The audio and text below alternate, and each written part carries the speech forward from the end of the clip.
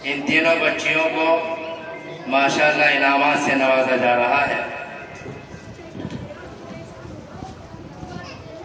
हम इस प्रोग्राम को आगे लिए चलते हैं और इस मदरसे की एक होनहार तालिबा जिक्रा उसको दावत सुखन दे रहे हैं, वो आए और अपनी तकरीर पेश करें।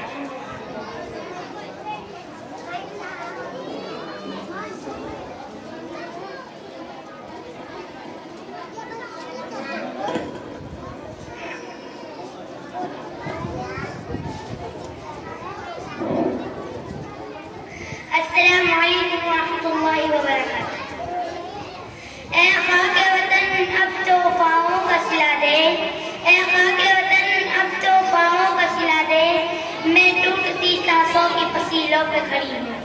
नहमदुहू व नुसल्ली अला रसूलिल करीम, अम्मा बाद। उस्ताद मुहतरम और महफिल में शरीक काबिले कद्र हाज़रीन, मैं आप हज़रात की शुक्रगुज़ार हूँ कि मुझ जैसी एक तालिबा को यौम आज़ादी पर कुछ बोलने का मौका दिया। आज हमें बेहद खुशी हो रही है कि उलमाए किराम और पुरखों की कुर्बानी के नतीजे में तिरंगा लहराकर आज़ादी का जश्न मना रहे हैं। सामिआन, हिंदुस्तान की सरजमीं पर मुगल बादशाहों ने निहायत इंसाफ के साथ सैकड़ों वर्ष में हुकूमत की, लेकिन एक वक्त को भी आया कि तन के गोरे और मन के काले अंग्रेजों ने ईस्ट इंडिया कंपनी कायम करने के बहाने हिंदुस्तान पर कब्जा करके और हिंदुस्तान पर जुल्म और सितम और नाइंसाफी का बाजार गर्म किया और मुल्क के बाशिंदों का जीना हराम कर दिया।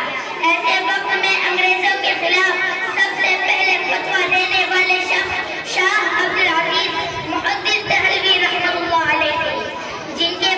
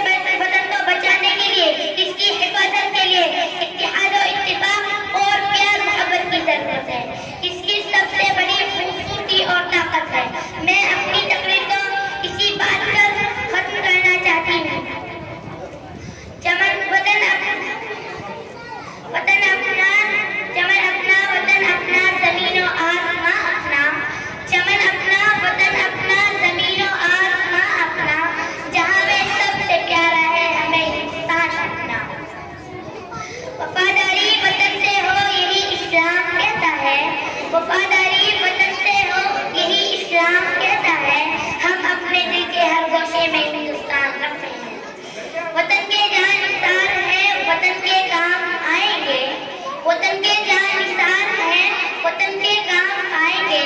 हम अपनी ज़मीं को एक रोज आसमां बनाएंगे।